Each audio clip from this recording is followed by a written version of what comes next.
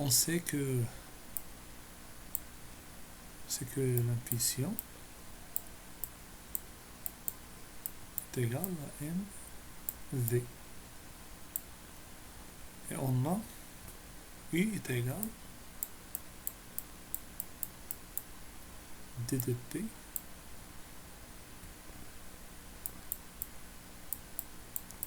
P ici c'est la position, P là il n'y a rien à voir avec celle-là. Alors C d temps est égal à 1 sur C. Alors d de P par rapport au temps propre, alors ce n'est que la vitesse de la particule sur la ligne d'univers. Alors comme ça, alors on a P est égal, alors V c'est C fois U. P est égal à M fois C fois V bien U.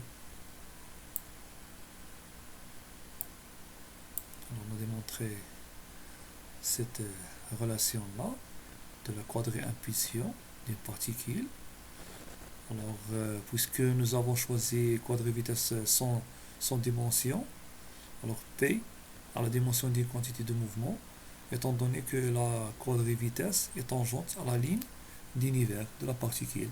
Il est en même temps, il est de même le quadri-impulsion, tout comme pour le quadri-impulsion d'un photon.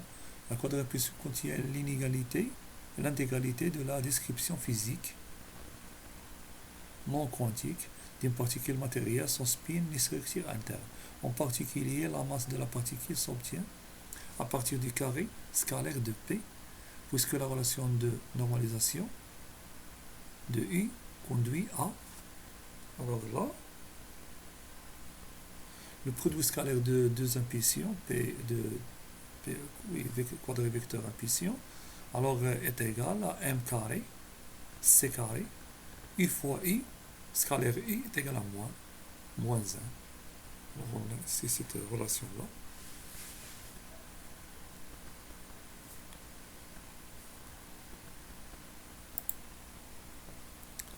Alors le vecteur quadri-impulsion ont différents points de la ligne d'univers d'une particule.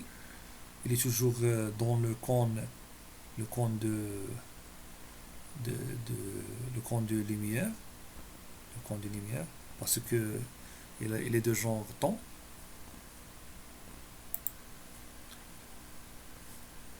Simultanéité et mesure du temps.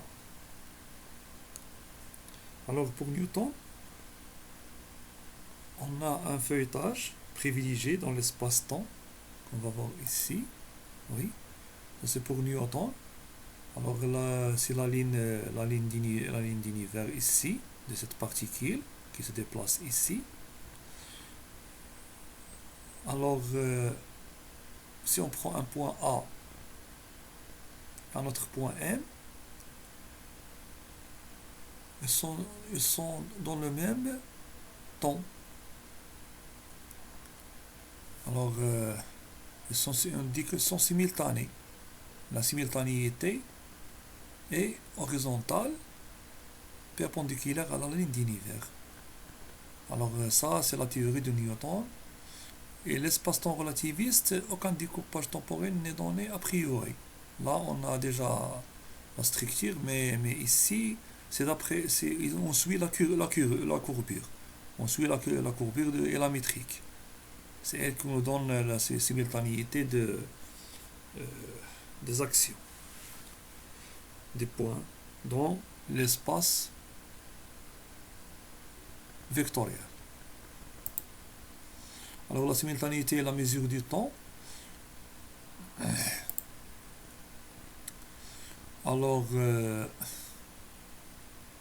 va voir le dessin pour expliquer cette relation-là. Alors là, on a la ligne d'univers de la particule. Ça, c'est la ligne d'univers de l'observateur. Oui, c'est l'observateur. Alors, T le temps ici est égal à 1 demi multiplié par T1 plus T2. C'est ça la théorie d'Einstein. Alors, pour que A et M soient simultanés. Simultanés, ça veut dire dans le même temps. Alors,